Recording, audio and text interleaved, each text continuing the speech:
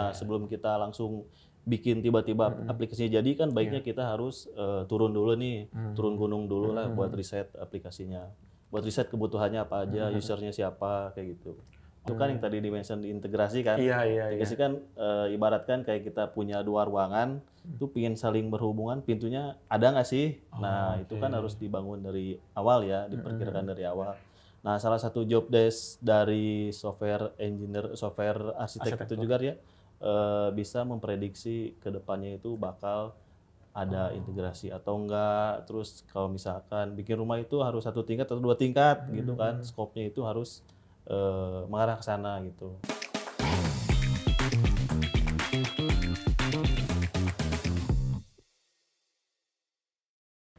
Halo Sobat JDS, balik lagi di Digitalks musim tayang ketiga episode 7 bareng Febri. Sebelum mulai, bentar ya. Ya, Sobat JDS, Digitalks kali ini hadir untuk membicarakan tentang kebaruan teknologi dan juga khusus di episode kali ini tuh kita bakal bahas teknologi di balik aplikasi gitu. Nah, sebetulnya kenapa sih aplikasi tuh sekarang digandrungi banget gitu ya, dan kenapa aplikasi juga sekarang kan jadi penting gitu sekarang-sekarang. Nah, ternyata menurut sebuah riset, jumlah pengunduhan aplikasi di seluruh dunia tahun 2020 itu mencapai 218 miliar. Wow, itu pengunduhannya ya di seluruh dunia dan tahun 2020. Nah, pada tahun 2016 itu pengunduhannya hanya sebesar 140,7 miliar tahun 2016. Nah, berarti mengalami kenaikan nih dari tahun 2016 sampai tahun 2020 itu sebanyak 64,5 kenaikannya gitu ya. Berarti semakin banyak aplikasi-aplikasi yang bermunculan tuh dari tahun 2016 sampai tahun 2020. Nah, berarti pengguna aplikasi itu sekarang jadi seakan-akan kebutuhan dasarnya masyarakat gitu. Semua berbasis aplikasi gitu. Apalagi sekarang-sekarang kan di tengah era pandemi kan. Jadi semua tuh seakan-akan serba digital gitu. Karena juga banyak pembatasan yang dilakukan gitu kan ya. Nah, dalam merancang sebuah aplikasi juga tentu banyak sekali pertimbangan yang dilakukan gitu oleh tim pembuat aplikasinya itu gitu. Proses dan waktu yang dibutuhkan juga lumayan panjang tentunya ya, dan tidak main-main pasti. Aplikasi juga harus memenuhi kebutuhan dari usernya gitu, sehingga aplikasi itu bisa bermanfaat dan juga dipakai sama usernya pada akhirnya gitu. Nah, bagaimana nih tren teknologi tersebut dan untuk memenuhi kebutuhan user gitu, untuk bikin aplikasinya itu sendiri. Dan buat menjawab pertanyaan itu, kali ini Digitalks udah kedatangan narasumber yaitu Kang Firman. Halo. Silakan Kang Firman, kenalin dirinya. Ya, nama saya Firman, Firman Syah, role di JDS sebagai senior software programmer. Oke, senior Software programmer. apa tuh? Ya, jadi tugasnya, role-nya itu sebagai intinya membuat aplikasi lah. Bikin aplikasi. Senior software programmer ya. gitu. Nah, Kang Firman sekarang di JDS proyeknya apa nih? Sibuknya lagi sibuk sama proyek Ya, apa? kalau di JDS dulu awal masuk sempat join sama proyek Sapa Warga. Oh, sama warga. Oke. Terus pandemi menyerang nih, jadi bantu-bantu Picobar. buat Picobar. Nah, Picobar join di aplikasi pelaporan kontak, lanjut ke logistik. Nah, untuk yang sekarang sedang fokus di SIPD. SIP, Ya, oke, SIPD. SIPD, oke, Ya. oke. Nah, Kang Firman juga nih di JDS ini terkenal sebagai sebutannya adalah Firman Web. Web apa sih, Kang? Webnya tuh apa? Ya, latar belakangnya karena itu ya, karena di role IT Dev sendiri itu ada banyak Firman nih. Oh, gara-gara di tim IT Dev banyak nama Firman. Iya, jadi pembedanya itu kenapa Firman Web ya, karena username GitLab saya itu Firman Web. Oke, kalau Firman yang lainnya apa tuh? Ada Firman apa aja? Ada berarti? Firman Abdul Hakim, sama ada lagi nih Firman Ayo Coding. Oh, ada yang Iya. coding, ada yang web. Oke. Jadi pembeda ya, lumayan sih. Jadi Jadi berangkat dari tadi user di GitLab ya. Ya, Oke, Kang Firman. Jadi tadi seperti yang saya buka di awal juga penggunaan aplikasi sekarang makin banyak ya dari tahun 2016 sampai tahun 2020 tadi juga sampai 64,5% peningkatannya gitu.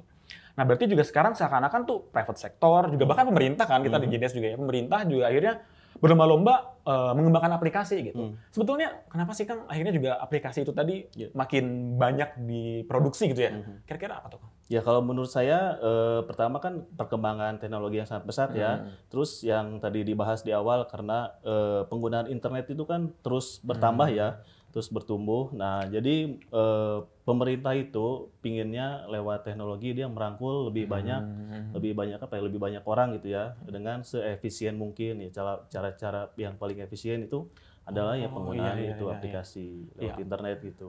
Oh, berarti ya tadi akhirnya juga pada akhirnya pengen merangkul banyak tadi itu ya, dan Ya, juga pengguna internet makin bertambah. Ya Ya. udah berarti melalui aplikasi gitu membuat ininya ya, membuat produk digital gitu. Nah, terus sebetulnya juga ketika makin banyak produk digital berarti ya user juga makin ini nih overload nih, kayak banyak banget nih semua aplikasi-aplikasi yang perlu mereka punya gitu kan sebetulnya.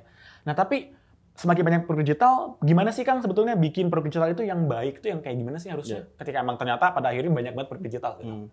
Ya kalau dari user sendiri kan kapan dia install aplikasi itu ketika dia butuh kan. Nah, itu dibalikin lagi berarti sebelum bikin aplikasi baiknya kita itu sudut pandangnya itu sudut pandang secara user. Oke. Nah, Perspektif user ya ya bikinnya ya. perspektif usernya. User ini butuh nggak aplikasi yang mau kita buat gitu. Iya, iya. Nah, itu bisa diawali dari sana.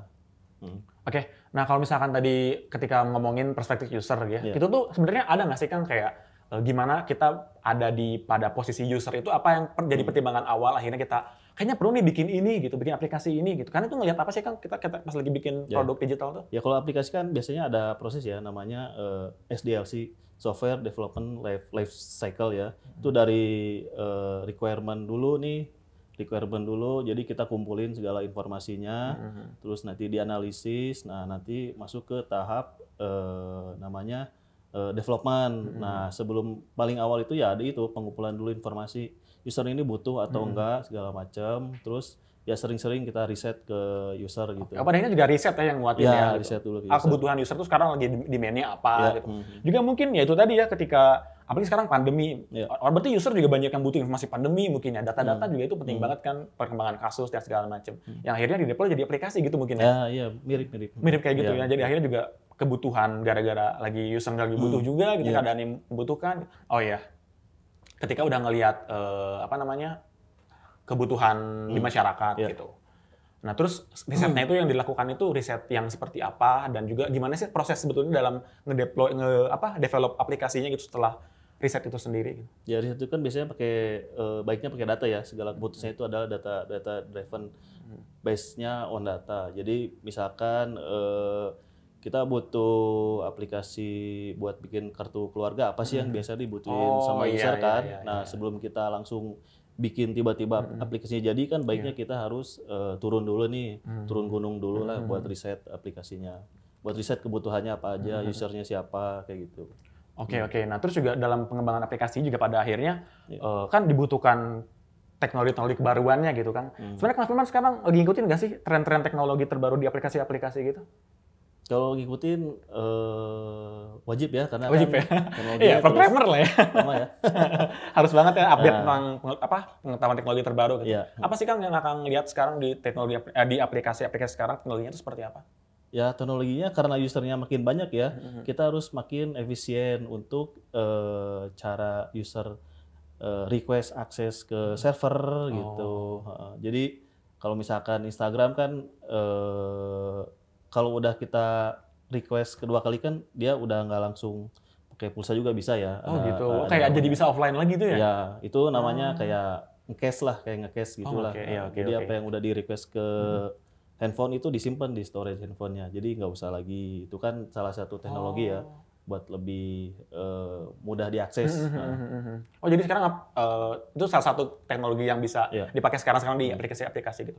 Ada lagi nggak yang misalkan teknologinya yang itu kayaknya mungkin belum ada di sebelum-sebelumnya, sekarang lagi banyak dipakai gitu, ada nggak sih kayak gitu-gitu? Kalau teknologinya dari sisi teknologi sekarang lagi hype banget ya karena masalah cloud computing. Cloud computing, oke. Karena usernya semakin besar, terus yang salah satu solusinya ya udah penggunaan cloud yang lebih mudah di maintain. Penggunaan cloud yang mudah di maintain, berarti maksudnya itu cloud kegunaannya itu lebih buat nge-gather data kah atau justru aplikasinya itu sendiri ditaruh di cloud atau gimana? Intinya lebih mudah memaintain di cloud daripada server on-premise ya, server sendiri gitu. Jadi itu sekarang lagi rame-ramenya dipakai juga cloud itu ya. Emang sebelum-sebelumnya gimana sih Kang kalau misalkan cloud-nya nggak kayak sekarang gitu? Emang kalau dulu gimana? Ya kalau sekarang kan, kalau dulu kan servernya tuh tiap kantor tuh pasti ada servernya kan, ruangan server segala macam kan. Itu kan butuh orang, butuh listrik dan lain-lain. Nah itu dengan adanya kemudian teknologi ya udah servernya itu disimpan lah di cloud ya.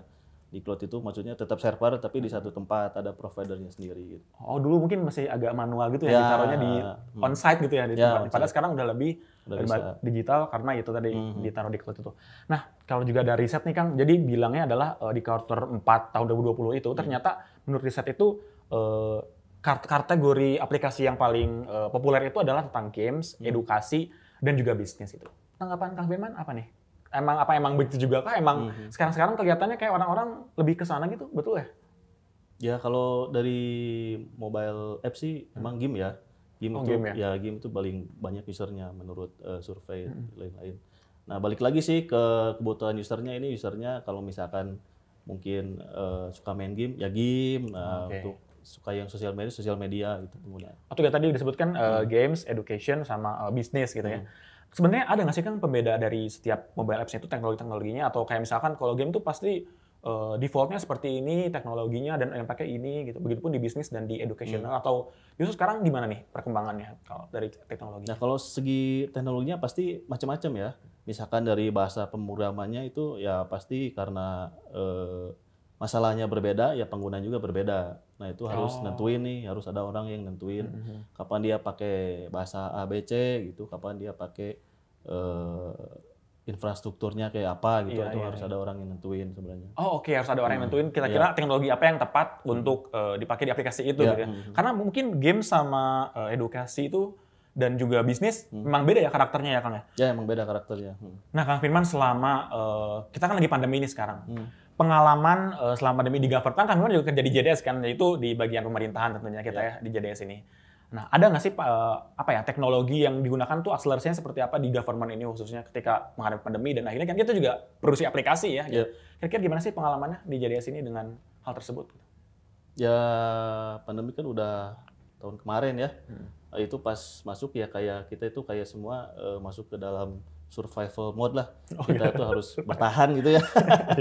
Ya kebiasaannya berubah drastis, kayak misalkan harus biasa ke kantor, ketemu langsung teman-teman, ya ini di-cut lah, dibatasin pertemuannya. Itu kan jadi ya itu permasalahannya, tapi kan kita harus cari solusinya bareng-bareng ya. Misalkan kayak jadi rame lah itu aplikasi online meeting dan lain-lain. Sampai kan kita juga langsung launching ya. Salah satu solusi dari Jawa Barat kan adalah Picobar ya. Oke, betul. Picobar ya, ada di dalamnya itu kan ada pelacakan kontak. Sama tadi juga maksimal kerjain juga itu ya, itu kan salah satu solusinya ya. Kang Firman, sebenarnya teknologi apa sih yang sekarang dipakai di JDS khususnya di IT Dev gitu? Kang Firman kan di IT Dev ya untuk produk-produknya gitu. Ya kalau aplikasi kita kan mengembangkan aplikasi web dan juga mobile web ya, mobile apps. Nah kalau dari mobile apps-nya gitu kita pakai Flutter nih, ya biar bisa jalan di dua OS lah, ya, dua OS. Kayak Android dan iOS. Terus kalau misalkan dari sisi web aplikasinya itu kita masih pakai PHP, terus ada juga Golang yang lagi hype kan. Terus sama baru itu ya? Yang sama modern JavaScript lah. Oke, modern JavaScript. Nah, kalau Kang Firman kan bagian dari IT Dev juga gitu ya di JDS ini dan bikin produk itu, sebenarnya apa sih Kang yang Kang Firman ini tuh kenapa pengen jadi bagian yang bikin aplikasi itu gitu ya, ada di bagian situ, khususnya juga buat yang di JDS gitu. Kira-kira apa sih Kang?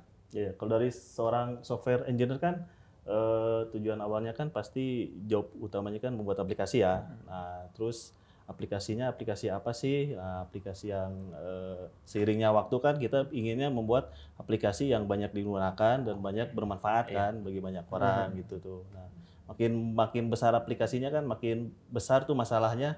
Nah di sana juga kita bisa makin bertumbuh. Oke Kang Firman, nah sebetulnya di tim Kang Firman, di tim IT Dev JDS gitu ya, ada role apa aja sih Kang yang buat bikin aplikasi di tim IT Dev itu Kang?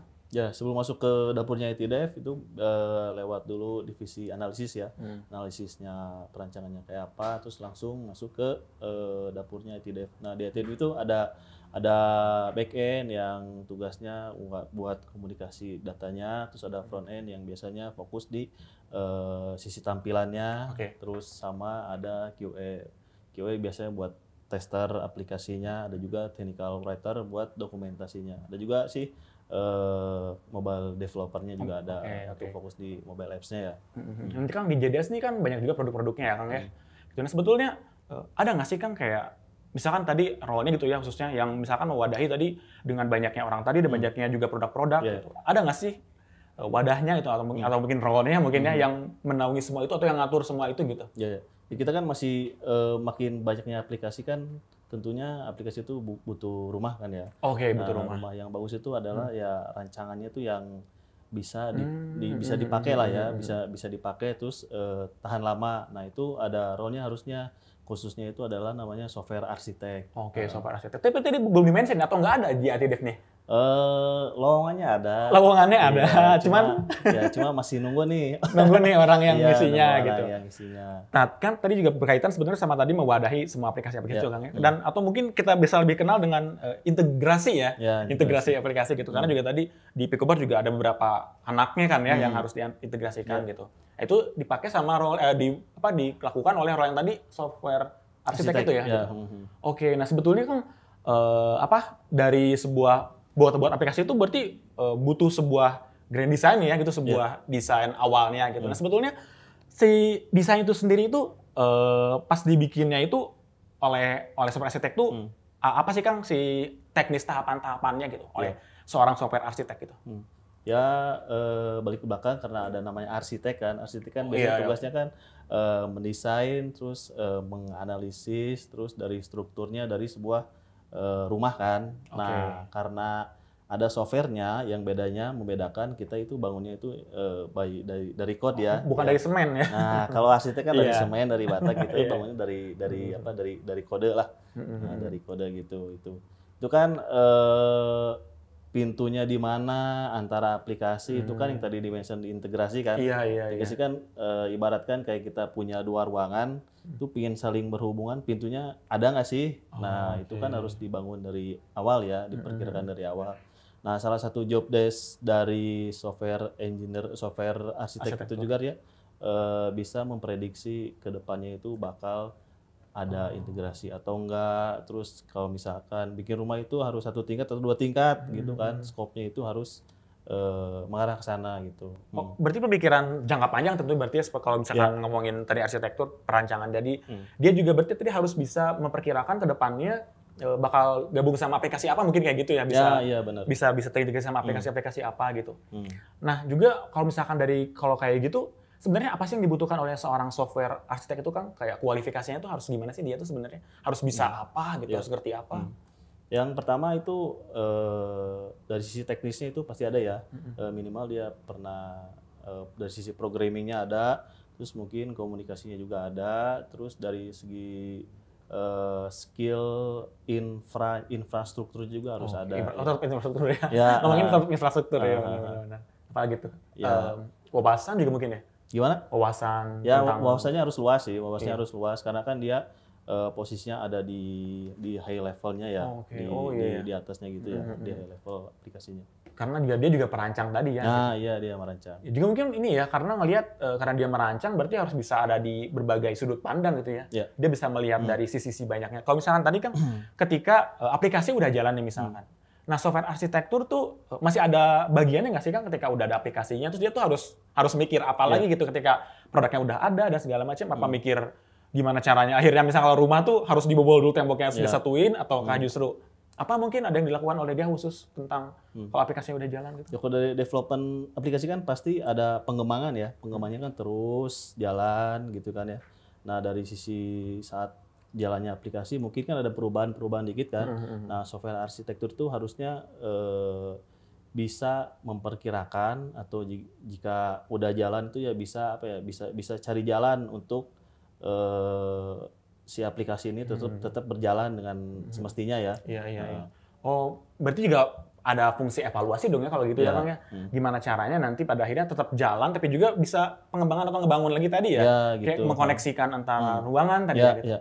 Oke, nah itu kalau misalnya di khususnya di teknis gitu kan, itu tuh ngapain sih Kang yang dilakukan sih? Itu tuh kayak berarti coba bikin kodenya supaya kalau saya pernah dengar sih istilah API itu ya Kang ya, supaya nanti bisa dipakai juga sama orang lain gitu-gitu atau gimana Kang bisa ceritain? Ya salah satu teknisnya itu ya ada API ya. Jadi API itu adalah jembatan lah komunikasi antara satu sistem dengan satu sistem yang lain ya. Nah kalau dari sisi arsitekturnya gimana sih kalau kita misalkan bikin pintu, rumahnya udah jadi nih, mau bikin pintu di tengah-tengah tapi biar bangunannya itu tetap utuh gitu, nggak bikin roboh. Kan itu kan harus perlu ketelitian, kehati-hatian kan. Nah dari struktur segala macamnya, ya kemungkinan besarnya gambarnya seperti itu. Iya, iya. Atau mungkin tadi kalau misalkan bahas tentang balik lagi ke kode, yang kode kan kalau di sini ngomonginnya kode kan, bukan tentang bangunan ya gitu ya. Berarti mungkin ketika lagi mau tadi melakukan integrasi itu sendiri supaya kodenya mungkin nggak harus ngulang dari awal lagi gitu ya Kang ya. Gitu. Oke, nah ternyata berarti fungsi software arsitektur juga sevital itu ya, karena kalau misalkan memang tadi ada pengembangan, khawatir malah jadi ngerusak semuanya ya gitu gara-gara pengembangan tadi itu sendiri.